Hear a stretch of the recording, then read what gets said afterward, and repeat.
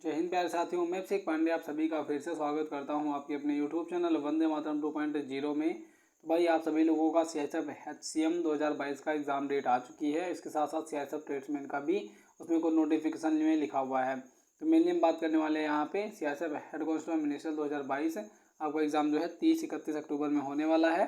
तो आपको 85+ जो है आप स्कोर किस प्रकार से कर सकते हैं, और अगर आपको नहीं भरोसा है भाई तो आप सीएचएफ फायरमैन में मैंने सेम ये वीडियो बनाई थी, उसमें मैंने स्ट्रेटेजी बताई थी 85+ लाने का। जो स्ट्रेटेजी बताई थी उसको बच्चों ने फॉलो किया। उन्होंने भाई रिव्यू उनका देख लेना, जाके उस वीडियो का कमेंट बॉक्स पढ़ लेना आप, वहाँ पे वो सेटिस्फाई थे जो मैंने तरीका बताया था। तो यहाँ पे फिर वही तरीका मैं बताने वाला हूँ भाई, और यहाँ पे भरोसा कर सकते हो आप, क्योंकि यहाँ पे जो भी चीज़ देखो, कुछ चीज़ें होती हैं हड़बड़ी में हो जाती हैं। मैंने आपको पहले ही बता दिया, नेटवर्क का बहुत बड़ा प्रॉब्लम रहता है यहाँ पे। अब जैसे मान लो यहाँ पे अभी सीएचएफ HCM की 2022 का नोटिफिकेशन आ गया, अब हम यूट्यूब पे लगे हुए हैं, तो भाई मेरा भी कुछ ना कुछ तो मोटिव है यूट्यूब पे लगने का, कि मैं भी चलो वीडियोस बना के आपको अपडेट देने के बाद मैं कुछ भी भाई कुछ लायक बन जाऊँगा आप सभी लोगों के सामने। तो भाई वीडियो बनाने के लिए अब नेटवर्क इतनी बड़ी प्रॉब्लम रहती है कि अगर नोटिफिकेशन तुरंत आउट हुआ, अब सीएचएफ HCM के लिए भाई मैं तो बाहर था, मतलब उस टाइम पे मैं घर पे नहीं था, नहीं वीडियोस के लिए मैं बना था। तो यहाँ पे भाई तुरंत वीडियो बनाना पड़ता है, वीडियो बनाने के बाद अपलोड करने जाना पड़ता है वहाँ पे। तो थोड़ी सी कह सकते हो वहाँ पे हिचकिचाहट होने की वजह से दिमाग काम नहीं करता है। वीडियो अपलोड होने के बाद कभी कभी ध्यान में आता है वीडियो तो हमने गलत अपलोड कर दी। जैसे आज का वीडियो हुआ था, वो वीडियो मैंने रात में प्रिपेयर की, मेहनत करने के बाद वो वीडियो रात में प्रिपेयर की। सुबह जब मैं उसे अपलोड करने गया तब तक सीएचएफ HCM 2022 की डेट आ चुकी थी। अब आप सोच सकते हो भाई कितनी मेहनत लगी वीडियो बनाने में, या थोड़ी सी भी जो भी लगा हो मेहनत, वो मेहनत लगी वीडियो बनाने में, उस पर सारे पे पानी फिर गया। यानी जो मेहनत हमने बनाई, अगर नेटवर्क होता भाई तो उसी वक्त हम अपलोड कर देते, उसमें आपको फ़ायदा मिल जाता, हमें भी मिल जाता फ़ायदा। लेकिन वो क्या हुआ भाई, सुबह अपलोड करने गए जब हम, तब अब तक अपडेट आ चुका था कि सीएचएफ HCM का एग्ज़ाम होने जा रहा है। तो वो तो बात चलो भाई अलग है। तो बुरा मत माना कीजिए भाई, अगर कोई भी यहाँ पे अगर कह सकते हो आपके हिसाब से कोई काम ना हो पाए तो उसके लिए बुरा मत मानिएगा, क्योंकि नेटवर्क प्रॉब्लम बहुत रहती है। कुछ दिनों के लिए मैं बाहर जाने वाला हूँ, बस आ जाए, मतलब थोड़े दिनों के लिए मैं बाहर जाऊँगा, वहाँ से मैं लाइव क्लासेस लूँगा। तो चलिए आते हैं अपने टॉपिक पे कि 85+ हमें स्कोर कैसे यहाँ पे करने हैं। तो भाई मैं एक तरीका बताऊँगा, तरीका आपको ध्यान से सुनना है, फॉलो बाद में करना है उसे, पहले सुन लेना है, उसके बाद फॉलो कर लेना है। प्रैक्टिस करते वक्त जो है आप यहाँ पे मॉक टेस्ट लगाओगे वो करते वक्त। तो पहले ऑनलाइन होगा कि ऑफलाइन, तो सबको पता है भाई ऑनलाइन आपका एग्ज़ाम होने वाला है। सबसे पहले हम बात कर लेते हैं 85+ स्कोर लाने के बारे में, उसके बाद आगे जो लिखा हुआ है उसके पे मैं डिस्कस करूँगा। तो 85+ कैसे लाने भाई, 4 इसमें सिलेबस है, आप मान सकते हो मैथमेटिक्स है, रीजनिंग है, जीके जीएस है, हिंदी और इंग्लिश में कोई भी आप चूजन ऑप्शन है। 4 सेक्शन है, चारों के 25-25 क्वेश्चन आएंगे। 100 मार्क्स का आपका पेपर होगा, 100 नंबर ही रहेंगे टोटल, और यहाँ पे किसी भी तरीके की निगेटिव मार्किंग नहीं रहने वाली है। इतनी बातें आपको समझ में आई। टोटल 540 पोस्ट हैं, उसको मद्देनजर रखते हुए 85+ लाओगे तभी भाई सिक्योर माने जाओगे। अगर इससे कम आते हैं तो बस भाई आपको वीडियो देखनी पड़ेगी, कट ऑफ की वीडियो देखो, ये वीडियो देखो, वो वीडियो देखो, तो उसके चक्कर में मत पड़िए भाई। आपको 85+ पहले ही प्रैक्टिस कर लो, आ जाएंगे, क्योंकि आपने SSC GD के लिए किसी भी अदर एग्जाम्स की अगर तैयारी कर रहे हो तो भाई चारों सब्जेक्ट आपका पहले से ही मजबूत होगा, कुछ ना कुछ मजबूत होगा। इसीलिए 15 दिन में देखो, फिजिकल के लिए जैसे कुछ बच्चे प्रिपेयर नहीं रहते हैं, लेकिन मैं यहाँ पे बात करूँ पेपर के लिए, हर एक बच्चा आज के ज़माने में, आज के इस मतलब फील्ड में कह सकते हो, इतने कंपटीशन में आज का हर एक बच्चा जो है पेपर आप कोई करवा लो वो हमेशा तैयार हो जाता है, एक दिन में उसको तैयारी करने का पूरा मौका मिल जाता है। तो यहाँ पे करना क्या है भाई, 85+ स्कोर लाने का मतलब कि आपको टाइम जो दिया जाएगा वो 2 घंटे का समय दिया जाएगा। 100 क्वेश्चन रहेंगे, 100 नंबर का रहेगा, 2 घंटे का आपको समय दिया जाएगा। अब 2 घंटे में टाइम आपको बचाने हैं, कैसे करने हैं आपको टाइम, तो सबसे पहले आपको जो आपको सेक्शन आसान लगता है या जो आपको टफ लगता है, जैसे मैं बात करूँ अगर मैथमेटिक्स की, तो कैलकुलेटिव होता है, लगाना पड़ता है, तो सबसे पहले आप उसे प्रेफरेंस दो। तो 25 क्वेश्चन टोटल लगाने के बाद, ये नहीं कह रहा 25 के 25 आपको लग जाएंगे, शुरुआत आप 1 से करो, 1 2 3, अगर पहले के 5 नहीं आ रहे हैं उसे छोड़ दो, आगे बढ़ो, आगे बढ़ते जाओ। 10 भी नहीं आ रहे हैं, आगे बढ़ते जाओ। और 25 में से आप पहली बार में तो कम से कम 11-12 क्वेश्चन या 9-10 भी कर पा रहे हो तो कोई बात नहीं, आप करके उसको आगे बढ़ना है। तो 25 में से मान लो आपने मैथ में पहले टच में जो है आपने 11-12 क्वेश्चन सही किए, 13 भी आपकी बाकी हैं, तो उसी चक्कर में मत पड़ जाना कि मैथमेटिक्स का हम करने के बाद तभी आगे बढ़ें, उसको उतने पे छोड़ देना है आपको। फिर रीजनिंग वाले सेक्शन पे बढ़ जाना है। रीजनिंग में भी आपको 25 में से लगभग बच्चों से भाई 25 में 20 हो जाएगा, 22 हो जाते हैं मैक्सिमम, यहाँ पे 22 हो जाते हैं, क्योंकि रीजनिंग भाई माना जाता है तो भाई आसान सब्जेक्ट होता है। बैंक की रीजनिंग पूछी नहीं जाती है, लिमिटेड सिलेबस होता है, हर बच्चों को रीजनिंग में भाई महारत हासिल होती है यहाँ पे। तो रीजनिंग में आप 25 में से मान लो 22 कर पाए, 20 कर पाए पहले राउंड में, उसके बाद उसको भी छोड़ के आगे बढ़ लेना है हमें। उसके बाद अब आप हिंदी चूज़ कर सकते हो या जीके जी चूज़ कर सकते हो। हिंदी आपने कर लिया, एक नज़र में देखोगे 25 में से जो होंगे वो सही होंगे, और जो गलत है उसे तुरंत मत लगा देना, तुक्का नहीं लगा देना है तुरंत ही। जो गलत है उसे मत लगाइए, जो आ रहे हैं पहले उनको करते हुए आपको बढ़ना है। तुक्का भी नहीं लगाना है, तुक्का लगाने का मैं तरीका बताऊंगा, अभी नहीं लगाना है। तो 25 में से हिंदी में से मान लो आपके 17, 18 या 19 तक चले गए, उतने लगा देना आप। उसके बाद जितने बचे ना उसे छोड़ दो, आगे वाले सेक्शन पे बढ़ना है जिनको भाई हाँ जीके जी आपको करना है 25 में से। उसको भी जितने आ रहे हैं उसको टच करिए। 25 में से आपको 15 आ रहे हैं, 13 आ रहे हैं, 12 आ रहे हैं, उतना करने के बाद आगे बढ़ जाइए, उसको दोबारा से नहीं देखना है।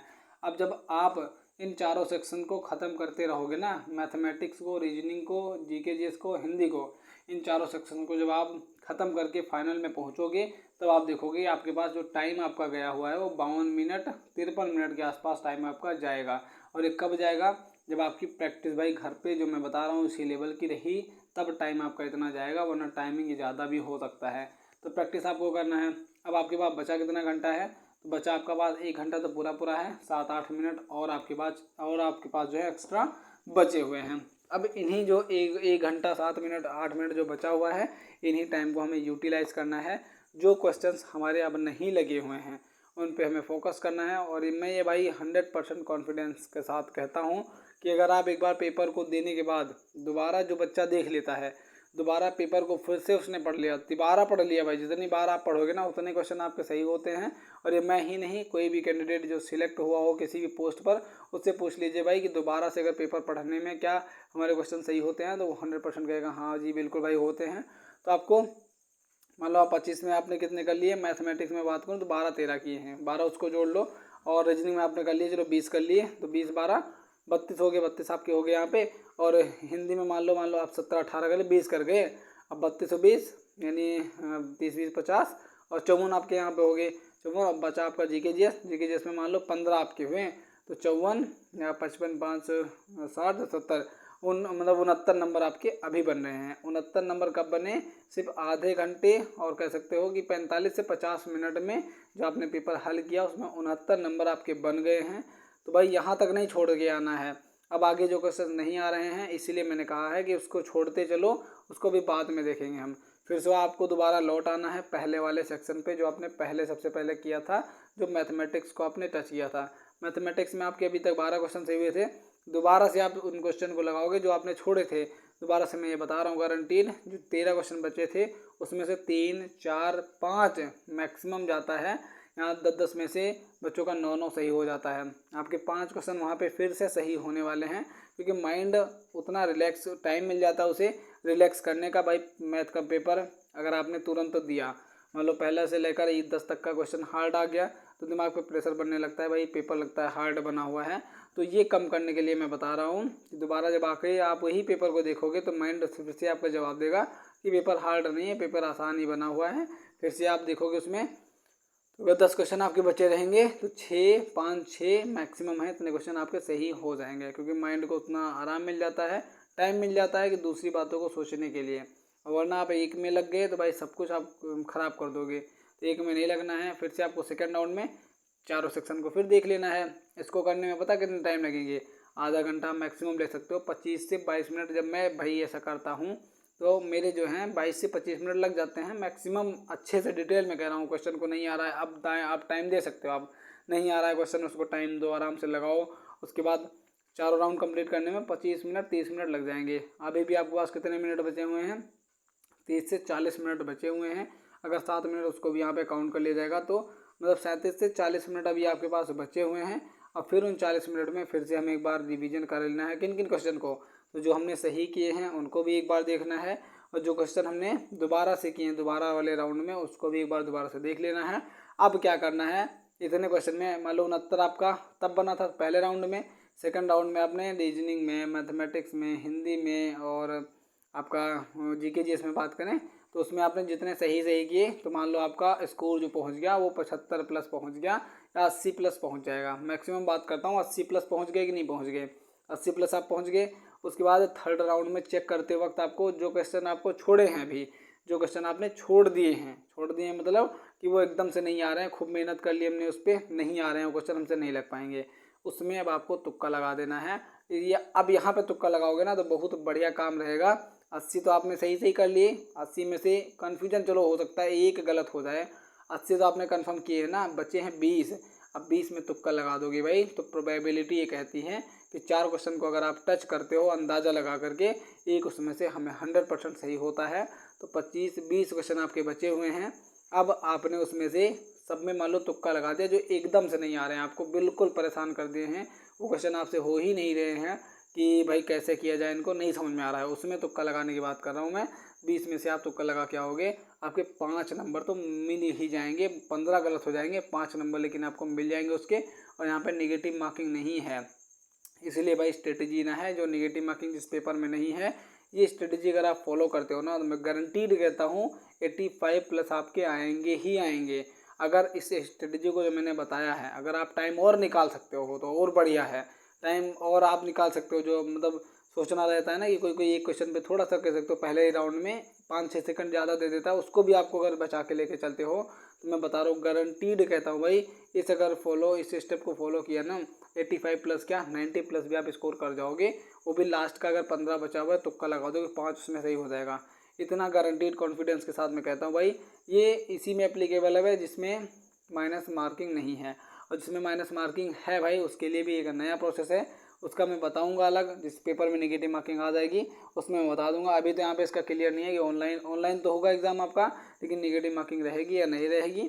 तो यहाँ पे इसमें पहली बात तो है नेगेटिव मार्किंग नहीं रहने वाली है। तो ये सारी बातें मैंने, पहली बात तो आपको समझ में आ गई ना कि 85 प्लस स्कोर आपके कैसे होंगे, यहाँ तक आपको समझ में आएगा।